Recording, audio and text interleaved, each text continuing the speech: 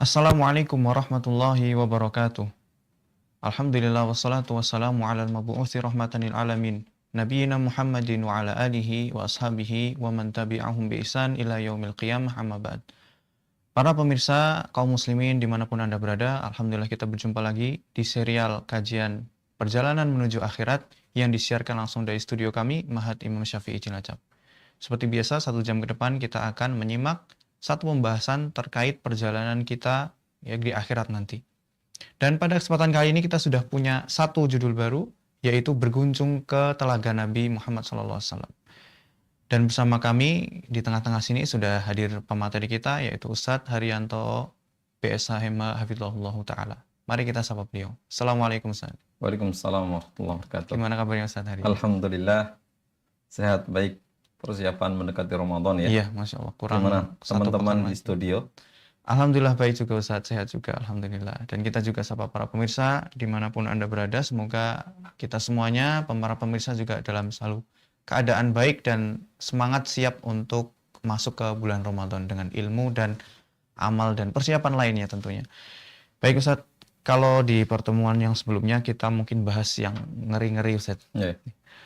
Kemarin sebelumnya bahas tentang mizan, sebelumnya lagi bahas tentang kisos, ya, di hisab amal manusia.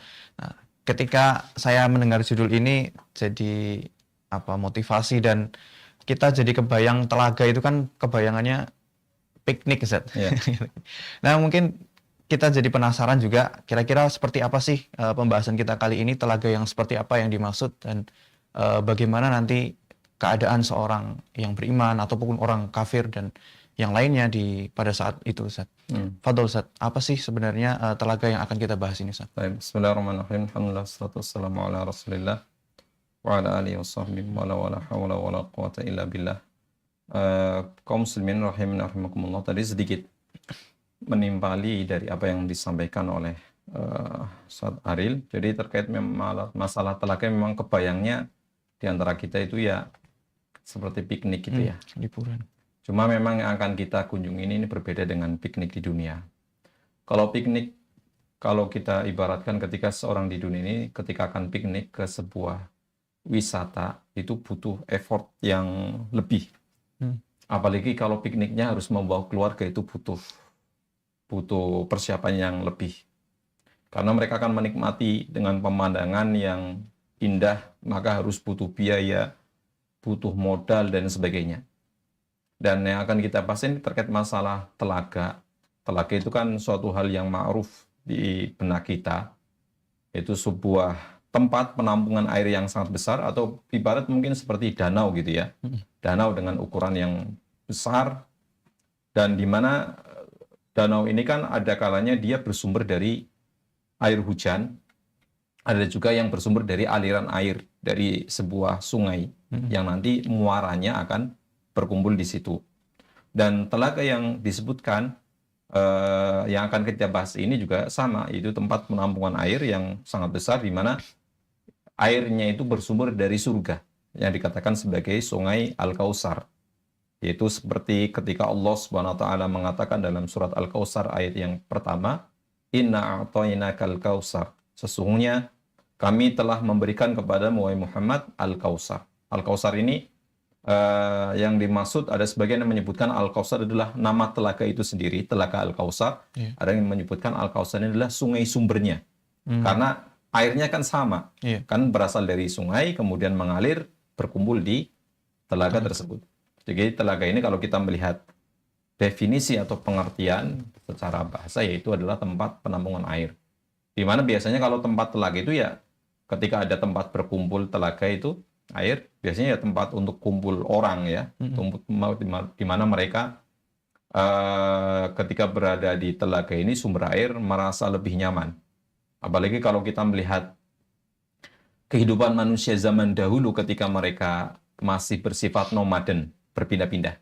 Biasanya mereka akan mencari tempat tinggal. Salah satu alasan mereka memilih tempat tinggal di sebuah tempat itu adalah adanya sumber air yang jelas. Mungkin orang nyari tempat tinggal kemudian nggak ada airnya sama sekali, itu sama saja dia mencari kematian.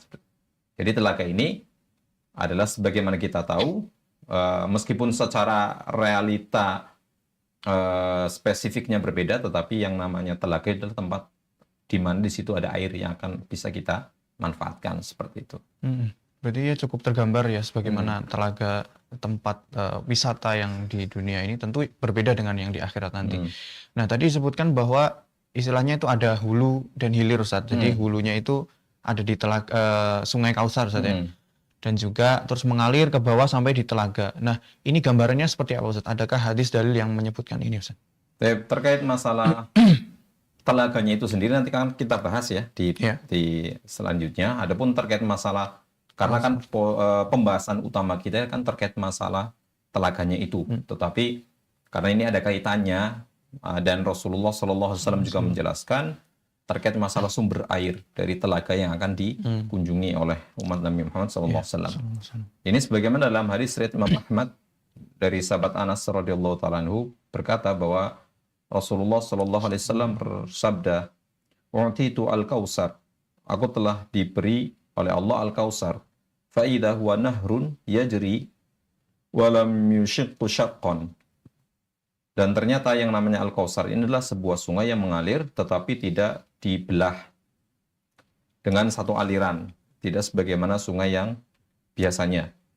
Wa idza hafatahu biqibabul lu'lu, dan ternyata di kedua tepinya itu ada kubah yang terbuat dari mutiara.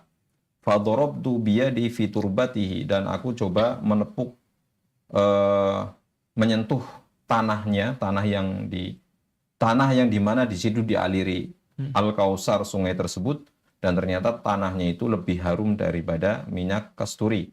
Wa idza hasahu lu'lu, dan ternyata batu-batu kerikil, karena kalau sungai itu kan tidak lepas dari pasir dan kerikil ya, dan kerikilnya itu kerikil mutiara gitu ya. Ini berarti menunjukkan betapa sebuah tempat yang memiliki nilai yang sangat tinggi, yang sangat mahal. Gak mungkin kalau kita bisa menganalogikan, gak mungkin kemudian sudah pasirnya dari kasturi, kemudian batu kerikilnya dari mutiara, ternyata yang mengalir airnya air kotor, kan nggak mungkin. Iya, benar-benar. Bahasa kita ya sayang lah. Harusnya kalau sudah wadahnya itu sesuatu yang bagus, berarti yang diwadahi itu adalah sesuatu yang bagus juga. Kalau ibarat ada gelasnya plastik, isinya sih orang nggak akan protes, isinya air kotor atau nggak masalah.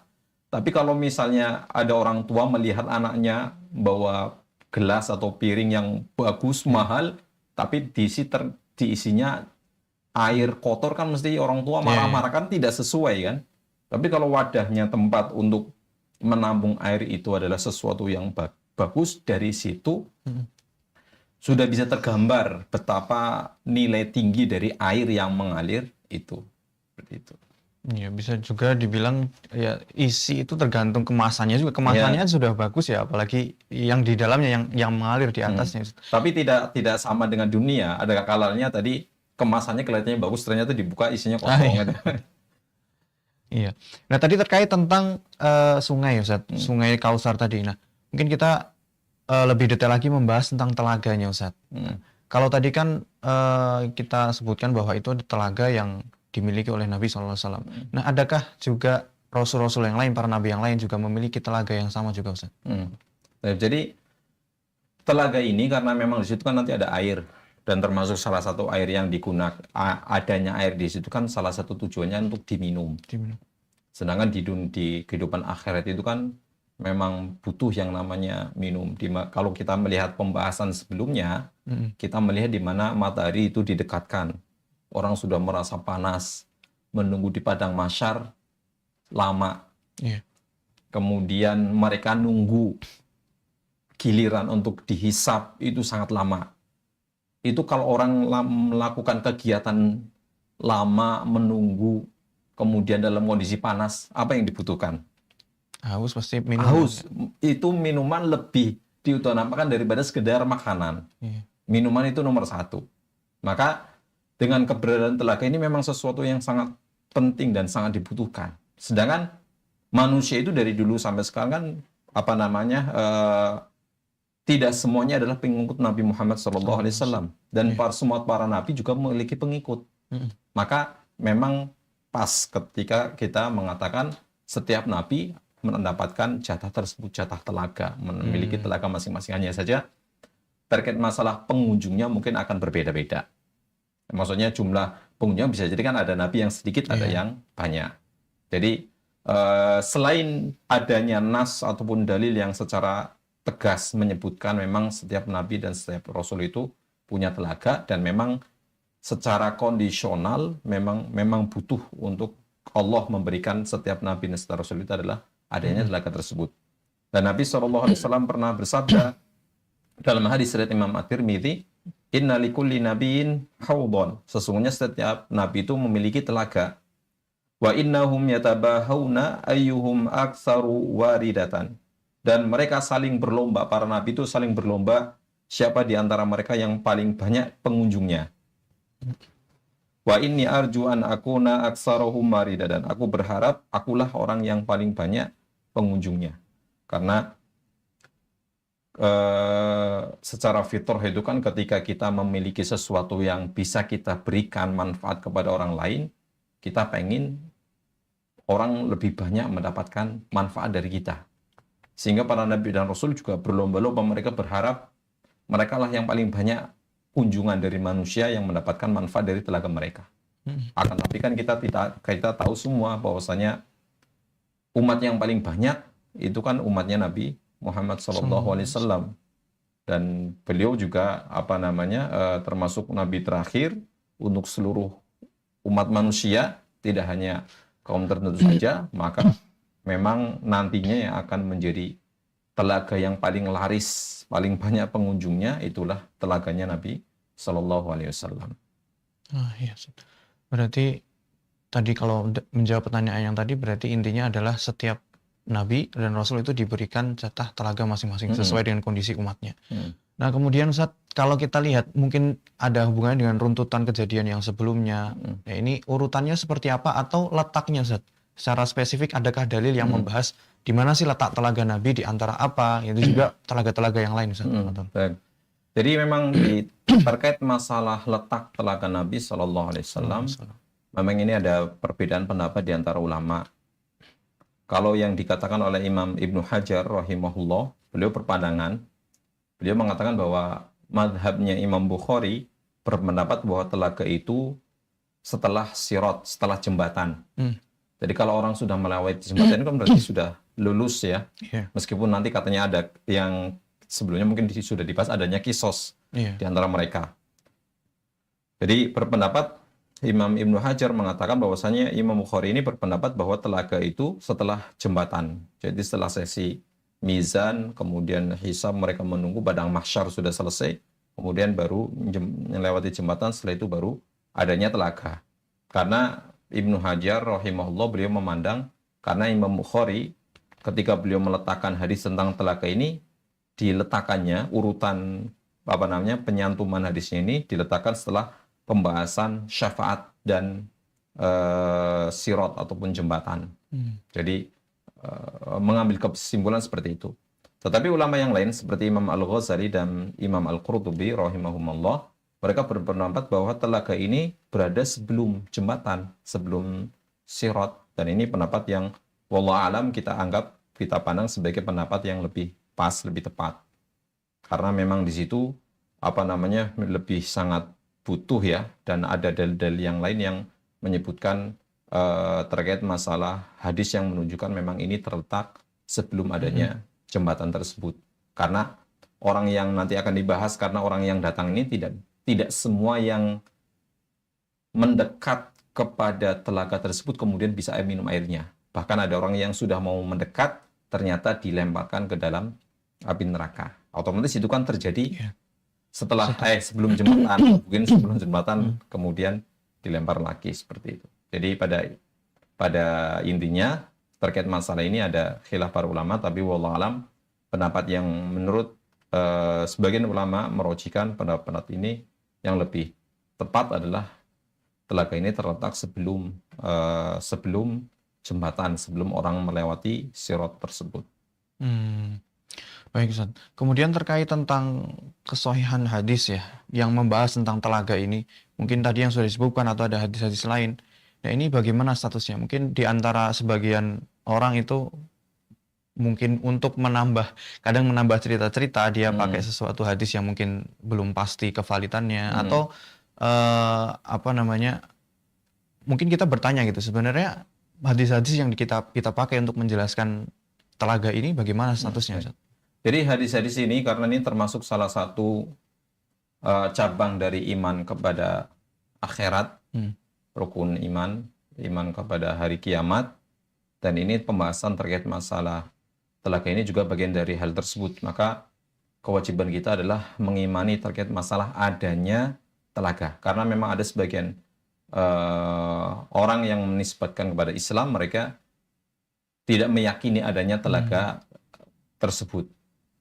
Dan hal ini sesuatu hal yang tidak tepat, karena hadis-hadis yang meriwayatkan dan para sahabat yang meriwayatkan tentang hadis telaga ini sangat banyak. Bahkan sebagian ulama menyebutkan hadis ini sudah derajatnya sampai mutawatir, karena saking banyaknya sahabat yang meriwayatkan hadis ini. Bahkan ada yang menyebutkan sampai 50 sahabat Nabi radhiyallahu ta'ala anhum yang mereka semua meriwayatkan tentang hadis tentang masalah telaga. Jadi di sini kita ingin menekankan bahwa keberadaan telaga yang merupakan salah satu tanda kemuliaan Nabi Shallallahu Alaihi Wasallam itu adalah sesuatu yang valid, sesuatu yang pasti, sesuatu yang wajib diimani oleh seorang Muslim. Karena ini merupakan bagian dari iman kepada hari kiamat. Oke. Berarti memang ternyata ada kelompok-kelompok yang ada orang yang tidak menerima bahwa ada telaga nanti di akhirat, Ustaz. Dan sebagai mungkin termasuk usul juga, termasuk pemahaman Ahlussunnah sebagai kita, bahwa menerima bahwa adanya telaga di akhirat. Nah, kemudian terkait tentang lebih detail lagi pembahasan tentang sifat telaga, Ustaz. Bagaimana sih gambarannya? Mungkin kita sebagai motivasi nih, Ustaz. Misalnya kita mau piknik ke satu tempat yang di situ menarik, kita tahu namanya. Nah, untuk biar kita makin semangat nih ngajak keluarga ini, kita kasih tahu nih tempatnya kayak gini. Nah, mungkin ini juga, Ustaz. Bagaimana sih gambaran telaga Nabi di akhirat, Ustaz? Jadi memang benar, ketika sesuatu yang ingin kita kunjungi, itu salah satu dorongan dan motivasi yang menjadikan kita lebih semangat untuk mau datang ke situ adalah ketika kita tahu keutamaan, keindahan yang ada di tempat tersebut. Dan memang hal itu sudah disebutkan oleh Nabi Shallallahu Alaihi Wasallam, gambaran tentang telaga yang akan dikunjungi oleh kaum muslimin, yang merupakan ini telaga milik Nabi Shallallahu Alaihi Wasallam yang Allah berikan. Misalnya dari sahabat Abdullah bin Amr bin As radhiyallahu ta'ala anhuma menyebutkan bahwa Nabi Shallallahu Alaihi Wasallam bersabda, "Haudi masiratu syahrin." Telagaku itu lebarnya sejauh perjalanan sebulan. Telaga, kalau kita mau ngiterin gitu ya, ngiterin telaga tersebut, panjang dan lebarnya, kita harus menempuh perjalanan kurang lebih 1 bulan baru sampai ke ujungnya. Kalau mau balik lagi ya butuh sebulan lagi gitu ya. Karena panjang dan lebarnya juga segitu. Ma'uhu abyadu minal laban, dan air yang ada di dalam telaga tersebut itu lebih putih daripada susu. Warihuhu adyab minal mix, dan aromanya itu harum seperti minyak kasturi. Wa kizanuhu kanujumis sama, dan gayungnya atau alat yang akan digunakan untuk ngambil air kemudian meminumnya itu jumlahnya sejumlah bintang yang ada di langit. Bintang yang di langit ya, bukan gugus bintangnya. Kalau gugus bintang kan sedikit. Karena gugus bintang kan kumpulan-kumpulan bintang itu jumlahnya sedikit. Tapi kalau bintangnya itu sendiri kan jumlahnya sangat banyak. Dan kita hanya bisa menghitung sesuai dengan batas kemampuan mata kita melihat ke situ. Di sini Nabi SAW menyebutkan 4 sifat. Yang pertama adalah terkait masalah lebarnya, luasnya. Kemudian adalah warnanya putih. Kemudian baunya harum. Dan alat yang akan digunakan untuk mengambil itu jumlahnya sangat banyak. Dan ini membuat orang merasa tidak khawatir kehabisan. Karena sangat lebar alatnya. Kadang ada tempat kita mengambil sesuatu, misalnya kita ada tempat ambil air minuman enak, misalnya ada orang ngasih sirup ataupun jus, kelihatan bagus tapi sedikit, kita kan juga pesimis dapat apa enggak. Iya. Tapi kalau ternyata buahnya, kita optimis. Kita lihat airnya, ternyata keruh. Kita juga percuma. Tapi kalau airnya bening, dicium baunya harum, warnanya bagus. Tapi kalau warnanya bagus, dicium baunya nggak enak, kita curiga jangan-jangan di dalam ada bangkai tikus, gitu kan. Tapi ternyata warnanya bagus dan baunya harum, kan kita sudah tambah optimis. Dan ketika apalagi ditambah ternyata gelas ataupun gayung ataupun alat yang untuk meminum ini jumlahnya banyak, kita nggak khawatir. Sudah, kalau misalnya kalau kita bayangkan airnya bagus, sudah enak, banyak, tapi giliran mau ngambil nggak ada alatnya, kan bingung, kan susah. Dan dalam hadis lain juga disebutkan hal yang sama. Ketika ada salah seorang sahabat yang bertanya kepada Nabi SAW tentang lebar telaga, maka Nabi SAW mengatakan, min maqami hadza ila Umman, yaitu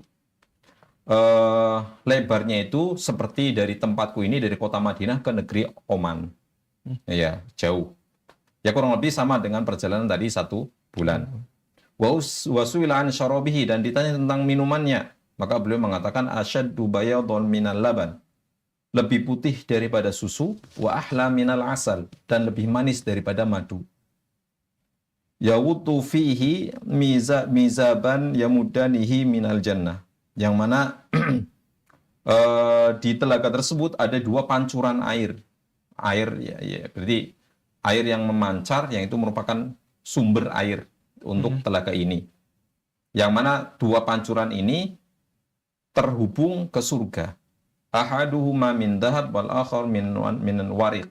Yang mana pancuran ini yang satunya terbuat dari emas, satunya terbuat dari perak. Jadi di sini Nabi SAW menyebutkan bahwasanya tentang lebarnya sama dengan hadis sebelumnya. Kemudian kondisi airnya putih seperti susu, tapi ada tambahan lebih manis daripada susu. Dan beliau menyebutkan sumber airnya ini memancar dari ada pancuran yang ini terhubungnya itu sampai ke surga. Bisa jadi aliran Kautsar tadi saja. Di sini kan kita ada tambahan yang kedua, sifat air yang membuat kita lebih mantap gitu ya. Selain warnanya bagus, baunya enak, rasanya enak. Karena ini merupakan sifat air yang pokok ya. Ta'muhu, rihuhu, launuhu. Kalau ada air 3 sifat ini bagus semua, orang akan tertarik. Tapi kalau hilang salah satunya, orang ragu. Taruhlah misalnya ada air, warnanya bagus, rasanya manis, tapi bau. Orang nggak enak. Ada minuman, wangi, manis, tapi bau, warnanya jelek. Orang juga nggak mau. Ada manis, bau, warnanya bagus, manis, tapi baunya nggak enak. Orang nggak enak, nggak suka. Tapi kalau sudah 3 sifat ini terkumpul, ini sudah bisa kita katakan sempurna lah, membuat orang sempurna. Kemudian ketika Nabi SAW menyebutkan tentang adanya pancuran, ini menjadikan kita, meskipun sebenarnya dari sisi luasnya itu sudah bisa meyakinkan kita, ini nggak bakal kehabisan, karena sangat lebar. Sudah lebar, kemudian airnya masih memancur, berarti kan masih ada air yang masuk, tambah terus. Jadi tambah yakin, kita tambah lagi, udah nggak bakal kehabisan. Karena meskipun lebar, pengunjungnya sangat banyak. Pengunjungnya sangat banyak, jumlahnya banyak, terus ada air yang terus yang mensuplai telaga tersebut, menjadikan kita tidak perlu ragu bahwasanya ketika kita termasuk orang-orang yang memenuhi syarat untuk meminum hal tersebut, tidak perlu, wah ini umatnya Nabi Muhammad kan banyak banget, gimana kehabisan nggak nih? Kalau kita yang itu, apalagi kita yang terlahir di akhir zaman gitu ya, insya Allah masih kejatah, masih ada bagian tersebut, karena ini sangat besar dan ini merupakan telaga yang luar biasa. Dan ini kalau misalnya ibaratkan, kalau bisa kita ibaratkan, walillahil masalul a'la, sebagai tempat piknik yang tadi sempat disinggung, ini tempat piknik yang insya Allah tidak akan kebingungan, karena sebanyak apapun yang berkunjung, mereka masing-masing akan bisa mendapatkan manfaat tersebut. Ada kalanya tempat wisata yang terkait masalah air agak melebar sedikit ya. Kalau ada tempat wisata yang airnya banyak, misalnya kita datang ke danau, kita mau merasakan kenikmatan di danau tersebut. tapi pengunjungnya super banyak. Waduh.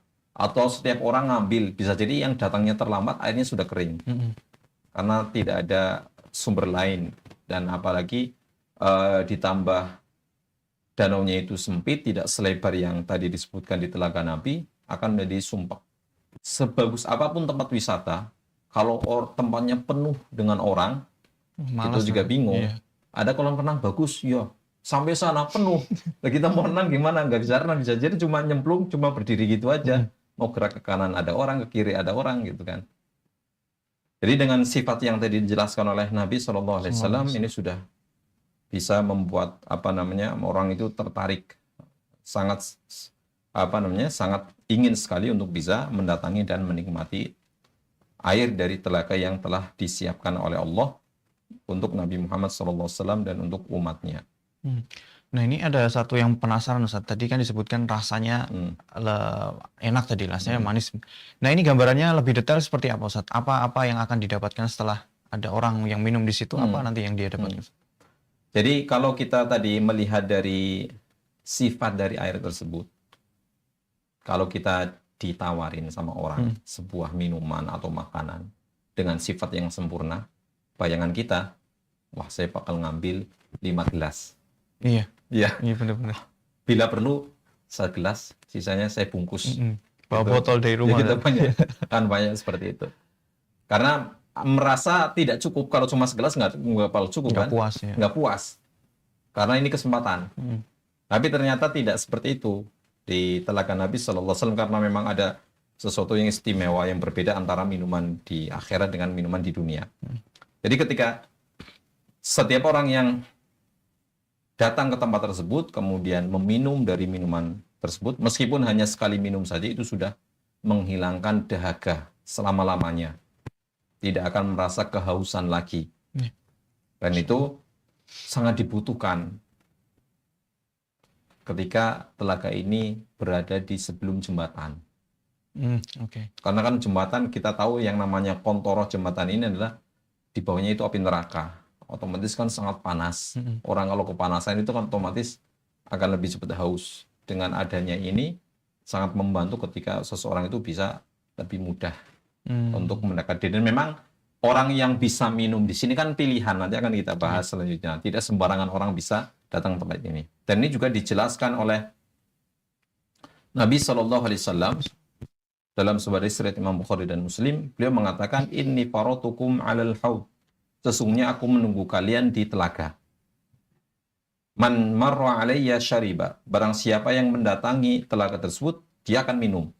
Wa man syariba lam yadma abadan. Dan barang siapa yang meminum airnya, maka dia tidak akan merasakan haus selama-lamanya. Jadi ini manfaat yang sangat besar bagi seseorang yang bisa menikmati air telaga tersebut. Tidak perlu kemudian bungkus di bawah. Nanti apalagi nanti kalau masuk surga, insya Allah ada sendiri lagi. Dan ini manfaat yang sangat besar yang Allah berikan bagi mereka-mereka yang dikaruniakan oleh Allah untuk bisa melewati dan masuk dan bisa minum dari air telaga tersebut. Jadi manfaat yang paling besar, dan ini tujuan dari minum ya. Namanya minuman ya, tujuannya air minum kan menghilangkan dahaga. Ketika dahaga yang dihilangkan, rasa dahaga itu bisa hilang dalam jangka waktu yang sangat lama, berarti itu manfaatnya sangat besar. Tapi kalau manfaatnya hanya menghilangkan dahaga sejenak, kemudian masih haus lagi, ya itu kurang manfaat bagi orang yang meminumnya. Kemudian tadi gambaran terkait tentang jumlah orang yang akan mendatangi telaga Nabi. Umatnya Nabi kan banyak, Ustaz. Di situ juga disebutkan tadi kan ada juga rasul-rasul lain dengan telaganya dan juga para umatnya, Ustaz. Nah, ini bagaimana nanti ketika saat itu umat Nabi ini bagaimana cara mereka mendatangi telaganya Nabi, Ustaz? Padahal di situ kan mungkin banyak telaga, terus banyak orang juga kumpul dari zamannya Nabi Adam sampai manusia terakhir akhir zaman nanti. Ini bagaimana Nabi SAW memperkenalkan telaganya atau mencari umatnya, ini caranya bagaimana, Ustaz? Di tengah banyaknya orang. Dan terkait masalah yang akan berkunjung ke telaganya Nabi SAW, itu memang kan manusia pada saat itu sangat banyak sekali. Karena manusia yang pada saat itu kan tidak semuanya umat Nabi Muhammad SAW. Maka beliau harus, maka perlu adanya ciri-ciri tertentu yang bisa menjadikan Nabi SAW mengenal, membedakan antara umat beliau dengan umat yang lainnya. Dan itu memang sangat butuh. Di dunia saja, kalau kita sedang bawa anak, bajunya sama dengan anak-anak yang lain, kumpul di lapangan. Itu kalau baju anak kita sama dengan yang lain, kita nyarinya susah sekali. Kita teriak-teriak setengah mati. Apalagi ini diletaknya sebelum, ini kan dekat dengan Padang Mahsyar. Itu sangat susah. Maka ketika ada ciri-ciri tertentu yang bisa membedakan, itu akan lebih memudahkan. Dan memang disebutkan dalam sebuah hadis dari sahabat Abu Hurairah radhiyallahu taala anhu, beliau pernah bercerita, Nabi SAW suatu hari pernah mendatangi kuburan. Lalu beliau biasa mengucapkan salam, Assalamualaikum ya ahla diyar, minal mu'minin, wa inna insyaallah bikum lahikun. Wahai penduduk negeri, kaum mukminin, kami insyaallah akan bertemu dengan kalian. Lalu beliau mengatakan, Nabi SAW bersabda, saya ingin ketemu dengan teman-temanku. Maka sahabat bertanya, wahai Rasulullah, bukankah kami teman-temanmu? Maka Rasulullah mengatakan, bukan. Kalau kalian adalah sahabatku. Adapun teman-temanku adalah umat Islam yang datang setelah masa aku. Setelah aku meninggal, mereka-mereka yang masuk Islam dan belum pernah ketemu denganku, mereka adalah teman-temanku. Dan aku menunggu mereka di telaga. Maka sahabat bertanya, ya Rasulullah, bagaimana engkau bisa mengenali umatmu yang belum pernah engkau temui? Padahal di saat itu kan memang sangat banyak. Bagaimana engkau bisa membedakan antara umatmu dengan umat-umat yang lain, sedangkan engkau belum pernah ketemu? Maka Nabi SAW mengatakan, Ara'aita law anna rajulan kana lahu khailun hurrun muhajjalun baina dhahranai khailin buhmin duhmin alam yakun ya'rifuha. Bagaimana pendapatmu kalau seandainya ada seorang itu memiliki kuda hitam yang ada belang. Kuda itu ada belang di sini warna putih, kemudian di kakinya warna putih. Kalau ada kuda, kita punya kudanya belang warna putih, kemudian di kakinya warna putih. Kemudian kuda ini kumpul bareng dengan kuda yang semuanya hitam, nggak ada putihnya sama sekali. Itu kira-kira kita gampang nggak menemukan? Gampang. Sangat mudah, karena ada ciri tertentu yang ciri khas, apalagi ciri khas itu mencolok gitu ya. Tapi kalau cirinya di sininya warnanya biru tua, ya itu sama-sama agak gelap jadi kan warnanya kontras ya. Yang merupakan tanda ini adalah warna yang kontras, yang itu bisa lebih kita lebih mudah kita temui. Kalau kita ingat, biasanya ada teka-teki. Misalnya ada gambar. Gambarnya mirip semua. Tapi ada 1-2 yang beda. Kemudian pertanyaan, dari gambar tersebut pilihlah satu yang berbeda. Kita akan milih satu lama sekali. Karena bedanya kadang hanya sekedar bentuk aja. Tapi kalau bedanya itu mencolok, semuanya warna hitam kecuali satu yang putih. Kita sampai matanya tutup satu pun sudah langsung lihat kan, ini putih kan gitu. Jadi perbedaan ini dengan adanya hurun muhajjalun, warna putih yang ada di kepala kemudian di kaki, ini menjadi pembeda yang sangat mudah bagi orang lain untuk mengenalinya. Ketika Rasulullah bertanya seperti itu, para sahabat mengatakan, oh iya, jelas bala, itu akan mudah.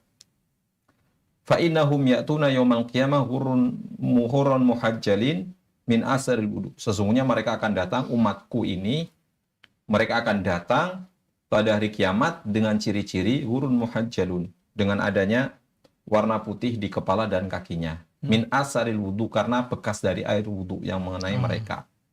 Itu kan memudahkan. Wa ana faratuhum 'alal haud, dan aku menunggu mereka di telaga. Maka ini yang bisa menjadikan Nabi SAW mengenali umatnya dari bekas wudhu tersebut. Bekas wudhu yang pernah dilakukan, itu ibadah wudhu yang sudah pernah dilakukan yang sudah berkali-kali dilakukan oleh umatnya ketika di dunia. Meskipun di dunia nggak ada bekasnya, Apalagi Iya. kalau habis wudhu kemudian pakai handuk, Handuk. ya hilang. Tapi belang ini juga bukan belang yang sifatnya negatif, bukan sesuatu yang aib. Sakit atau penyakit. Aib. Karena biasanya kalau orang belang itu kan jelek ya. Iya, iya. Apalagi belangnya belang kontras. Mm-mm. Belang yang tidak terlalu kontras saja, misalnya kita warna kulitnya sawo busuk, sawo matang. Kemudian ada belang warna putih, Mm-mm. panu misalnya, waliyadzubillah, ada panu. Orang meskipun warna ini kan agak sedikit nggak terlalu kontras Iya. banget kan, warna, karena panu juga bukan putih-putih tapi Mm-mm. agak terang gitu kan. Itu sebenarnya bukan terlalu belang juga, tapi ini juga sesuatu yang dianggap kurang bagus kan, karena belang. Eh, Meskipun dulu ada iklan apa namanya, belang itu enak ya, iklan Iya, permen kalau nggak salah ya. permen. Nah, tapi belang di sini nanti ya di hari kiamat itu bukan belang sesuatu yang jelek, karena itu seperti apa namanya, menyinari lah, sesuatu yang bikin sinar, orang juga melihatnya enak, yang itu merupakan tanda ciri khas umat Islam seperti itu. Jadi dengan asar wudhu, pengaruh dari wudhu yang dilakukan di dunia, ini akan menjadikan kita mudah. Maka mungkin jadi sedikit peringatan bagi mereka-mereka yang tidak mau berwudhu, tidak mau sholat. Wudhu aja nggak usah sholat, ya bukan. Maksudnya wudhu ini kan, karena wudhu kan lebih khusus, lebih banyaknya digunakan untuk sholat ya. Meskipun ada ibadah lain seperti baca Quran, untuk wudhu misalnya. Tapi dengan di sini, menekankan, memberikan peringatan juga bagi mereka-mereka yang jarang melakukan ibadah sholat. Karena semakin jarang mereka, susah nanti dikenali oleh Nabi SAW. Jangan berharap dikenali oleh Nabi. Dianya saja tidak mau mendekat kepada Allah, tidak mau melaksanakan ibadah sholatnya. Seperti itu. Jadi mungkin bagi yang mau ditunggu Nabi, nanti disambut Nabi di telaganya ya, jaga sholat kita, jaga wudhu kita begitu Ustaz. Ya. Nah, kemudian terkait tentang tadi disebutkan Ustaz, bahwa ada orang-orang yang terhalangi dari telaga Nabi. Tidak semuanya itu masuk ke atau dapat jatah untuk minum di telaganya Nabi. Nah, mungkin kali ini kita bahas Ustaz, siapa sih sebenarnya mereka-mereka yang terhalang, padahal dari jumlah airnya banyak, ya tempatnya sangat luas, tapi kok masih terhalangi, karena sebabnya apa Ustaz? Ustaz? Jadi kan tadi disampaikan ada ciri khas tertentu yang bisa menjadikan Nabi Shallallahu Alaihi Wasallam mengenali antara umat beliau atau bukan. Otomatis ketika beliau kenal dengan adanya tanda-tanda itu, tanda secara zahir ya, tanda secara lahiriah, maka beliau otomatis akan memanggil mereka. Oke. Tapi kalau ternyata mereka tidak memenuhi syarat untuk mendapatkan air, manfaat dari air tersebut, itu hanya Allah yang tahu. Dan Nabi SAW tidak mengetahui. Tapi kemudian Allah SWT kemudian menjelaskan kepada Nabi SAW. Meskipun secara fisik penampakan dia memiliki tanda dan ciri umat Nabi Muhammad SAW dengan asar wudhu tersebut, tapi bisa jadi ini karena ini keistimewaan khusus yang tidak semua orang itu mendapatkan. Dan ini juga disebutkan oleh Nabi SAW. Beliau pernah bersabda, dalam hadis riwayat Imam Bukhari, Nabi SAW bersabda, ana faratukum alal haud. Aku akan mendahului kalian, menunggu kalian di telaga. La yurfa'anna ilayya rijalun minkum. Maka akan dinampakkan kepadaku beberapa orang di antara kalian. Hatta idza ahwaitu li unawilahum ukhtuli juluni. Ketika aku akan mengambilkan minuman untuk mereka dari telaga haud, kemudian tiba-tiba mereka dijauhkan dariku. Ketika sudah mau diberikan manfaat, diberikan minuman tersebut, tiba-tiba mereka ditarik, dijauhkan dari Nabi SAW. Maka Nabi SAW kaget, ya Rabbi ashabi, wahai Tuhanku, mereka adalah umatku. Kemudian dijawab kepada Nabi SAW, yaqulu la tadri ma ahdasu ba'dak. Engkau tidak tahu, wahai Muhammad, apa yang telah mereka lakukan setelah sepeninggalmu. Bisa jadi engkau mengenalinya, mengetahui itu adalah sahabatmu, umatmu, tapi ternyata mereka telah melakukan sebuah pelanggaran yang menyebabkan mereka tidak berhak untuk mendapatkan keistimewaan dari air tersebut. Dalam hadis lain juga Nabi SAW mengatakan, innahum minni, wahai Tuhanku, mereka itu adalah pengikutku. Karena mereka, saya sudah tahu ciri-cirinya, itu pengikut saya. Karena mereka memiliki ciri-ciri tersebut, saya ingin mengasihkan itu. Fayuqalu innaka la tadri ma baddalu ba'dak. Kemudian Allah SWT mengatakan, sebenarnya engkau tidak tahu, wahai Muhammad, apa yang telah mereka lakukan, ajaran engkau yang dulu engkau ajarkan, ternyata mereka telah ganti. Fa'aqulu sukhon liman badala ba'di. Kemudian Nabi SAW mengatakan, celakalah bagi orang yang telah mengganti ajaranku sesudahku. Di hadis ini menjelaskan betapa rahmat dan kasih sayang Nabi SAW itu sangat besar terhadap umatnya. Karena beliau bersemangat untuk memberikan air telaga tersebut kepada mereka yang beliau kenal. Kemudian yang kedua, ini menunjukkan betapa Nabi SAW memiliki kemampuan terbatas. Jadi kemampuan tidak mengetahui seluk-beluk yang ada pada umatnya. Dan ini juga menjelaskan ketika beliau sudah meninggal, beliau tidak tahu apa yang terjadi pada umatnya. Tidak tahu menahu apa yang terjadi. Karena ketika manusia sudah masuk ke alam barzakh, masuk ke kuburan, alam barzakh, kehidupannya berbeda, lost kontak, tidak ada komunikasi lagi, tidak ada. Memang tidak ada perlunya, orang sudah meninggal, ya sudah tidak perlu mereka ngurusi kehidupan dunia. Dan memang tidak tahu apa yang terjadi. Ini juga seperti ketika Allah SWT mengatakan kepada Nabi Isa alaihissalam, Nabi Isa mengatakan, saya tidak tahu apa yang telah mereka lakukan. Dan di sini menjelaskan bahwa keterbatasan ilmu yang dimiliki oleh Nabi SAW. Ketika di dunia juga beliau tergantung dengan wahyu, apalagi setelah meninggal ya hanya tergantung dengan apa yang telah diberitahukan oleh Allah Subhanahu wa taala. Sehingga beliau tidak tahu apa yang terjadi setelah meninggal beliau. Dan mereka-mereka yang tadi dikatakan telah mengubah ajaran Nabi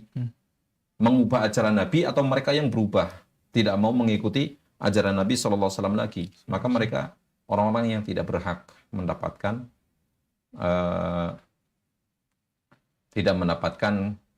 keistimewaan dari telaga tersebut.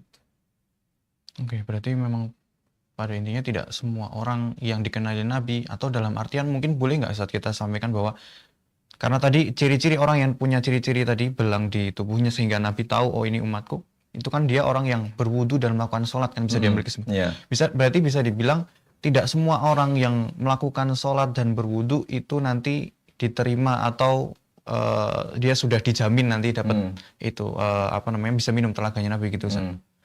Oke, Ustaz. Kemudian kita mau dengar juga lebih detail, Ustaz, bagaimana sih penjelasan para ulama terkait orang-orang tadi yang ternyata terusir dari telaganya Nabi, Ustaz. Jadi memang tadi sedikit menekankan bahwa dalam Islam itu kan ada namanya pahala dan dosa. Seseorang itu akan mendapatkan keuntungan di hari kiamat ketika pahalanya itu lebih dominan daripada dosanya. Orang yang rajin ibadah tetapi dosanya jalan terus, itu bisa nol nilainya. Hasil akhirnya bisa nol. Jangan melihat dari sekedar pemasukannya saja, tapi pengelolaan juga harus dijaga. Ibarat orang nabung, rajin nabung, tapi rajin belanja juga, sama aja nanti ini. Lubang untuk memasukkan pemasukan inputnya cuma satu, tapi keranjangnya terlalu banyak. Pada akhirnya akan habis juga. Jadi tidak hanya sekedar melaksanakan sholat, berwudu, kemudian melaksanakan sholat, tapi dia juga harus menjaga hal-hal yang lain juga. Jangan sampai kemudian sholat yang dia lakukan menjadi suatu hal yang sia-sia. Karena pada asalnya kan inna sholata tanha 'anil fahsya'i wal munkar ya. Pada asalnya kan sholat itu kan menahan agar seorang itu tidak berbuat keji dan kemungkaran. Tapi pada kenyataannya ada beberapa orang yang sholatnya kurang bermanfaat bagi mereka, tidak memberikan efek dampak karena banyak sebab. Dan para ulama menyebutkan ciri-ciri ketika mereka berusaha untuk memahami maksud dari hadis-hadis yang menyebutkan orang-orang yang tidak mendapatkan air dari telaga tersebut. Seperti Imam Al-Qurtubi rahimahullah, beliau pernah mengatakan, qala ulama'una rahmatullahi alaihim ajmain. Para ulama, guru-guru kami rahimahumullah pernah mengatakan, fakullu man irtadda an dinillah au ahdasa fihi ma la yardahu Allahu wa lam ya'dan bihillah fahuwa minal matrudin anil haudi al-muba'adin anhu.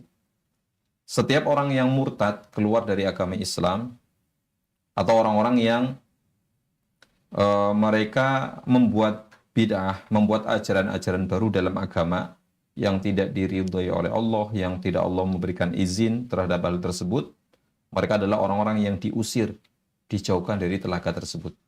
Orang-orang yang mereka murtad atau mengubah ajaran agama Islam, membuat ajaran baru kemudian dimasukkan ke dalam ajaran Islam. Maka mereka adalah orang-orang yang tidak bisa mendapatkan kesempatan tersebut.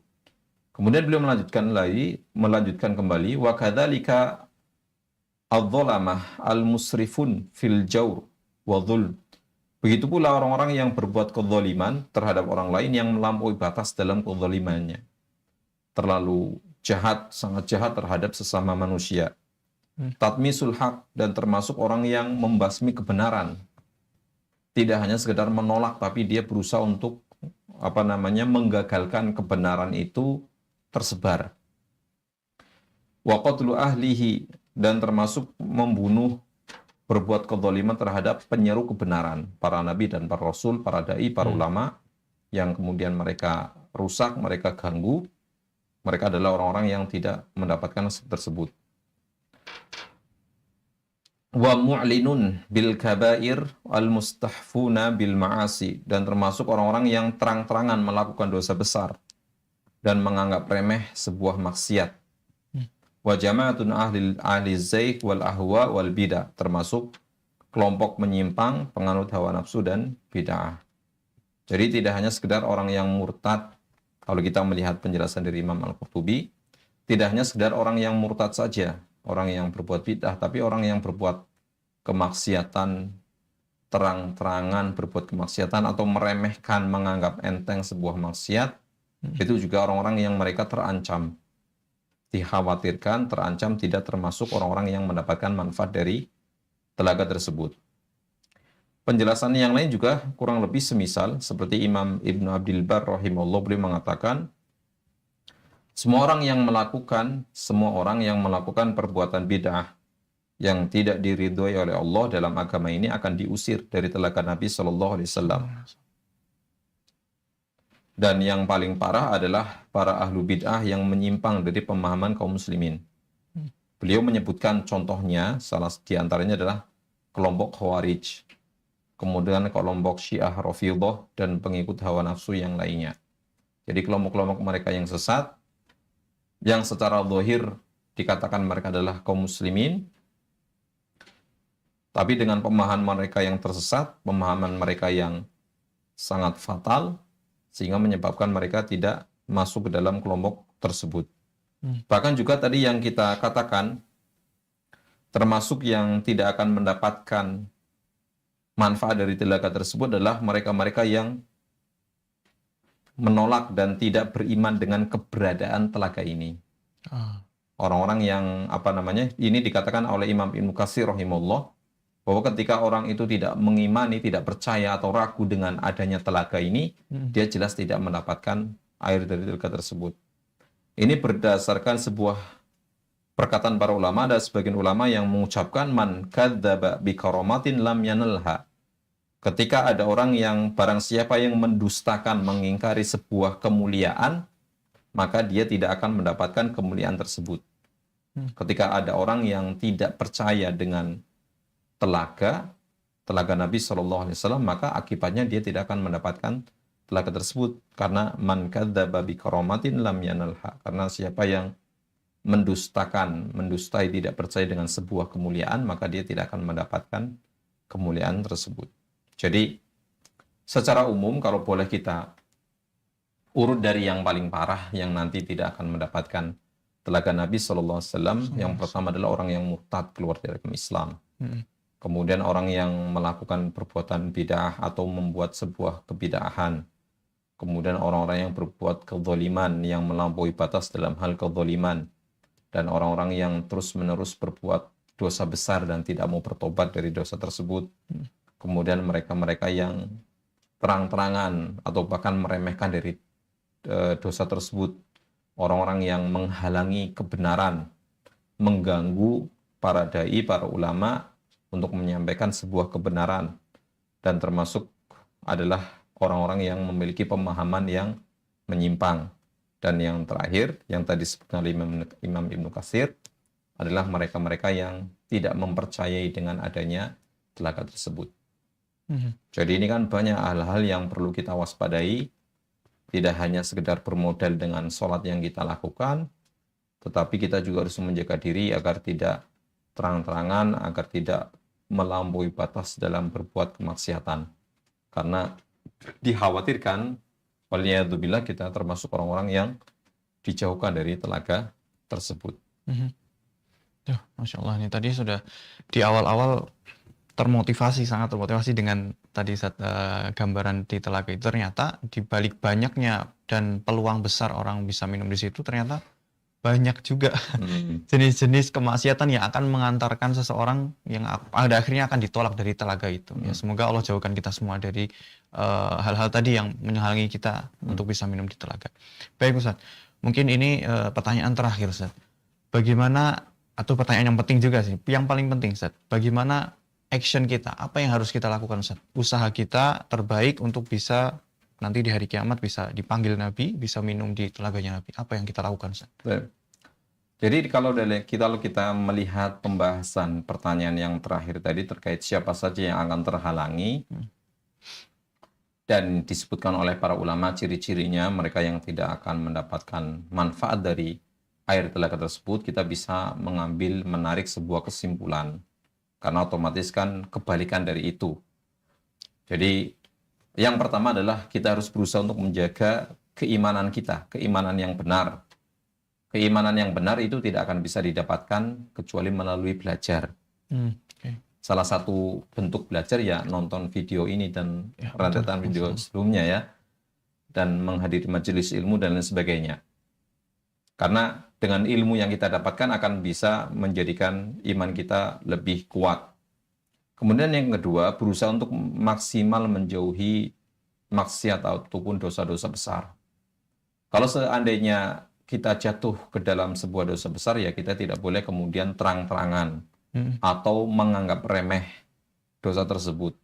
Dan harus berusaha untuk melakukan taubat sebanyak-banyaknya. Kemudian selain itu juga harus mengikuti ajaran tuntunan Nabi Shallallahu Alaihi Wasallam. Tidak perlu kemudian membuat ajaran-ajaran baru. Tidak perlu kemudian menyusahkan diri untuk melakukan modifikasi sesuatu yang sudah paten dalam ajaran Islam. Tidak perlu kemudian banyak melakukan hal-hal yang tidak pernah diajarkan oleh Nabi Shallallahu Alaihi Wasallam, karena hal itu selain sia-sia akan menyebabkan kita terhalang untuk mendapatkan air dari telaga tersebut. Kemudian yang terakhir, berusaha menjalankan syariat Islam ini lahir dan batin.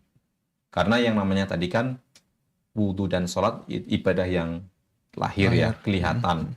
Aktivitasnya kelihatan, sehingga berakibat, berefek dengan adanya ghurran muhajjalin tadi ya, asar wudhu di kepala dan di kaki. Tapi itu tidak cukup sampai situ saja, tetapi harus ada keislaman. Itu juga harus merasuk ke dalam jiwa kita, diri kita, di dalam diri kita juga harus yakin mengimani telaga tersebut dan tidak menganggap remeh dalam hati kita, tidak mengecilkan sebuah dosa, kemudian senantiasa berharap hanya kepada Allah agar dimudahkan untuk bisa istiqomah dengan taubat dan amal soleh, baik zahiran wa batin, baik yang nampak ataupun yang tersembunyi.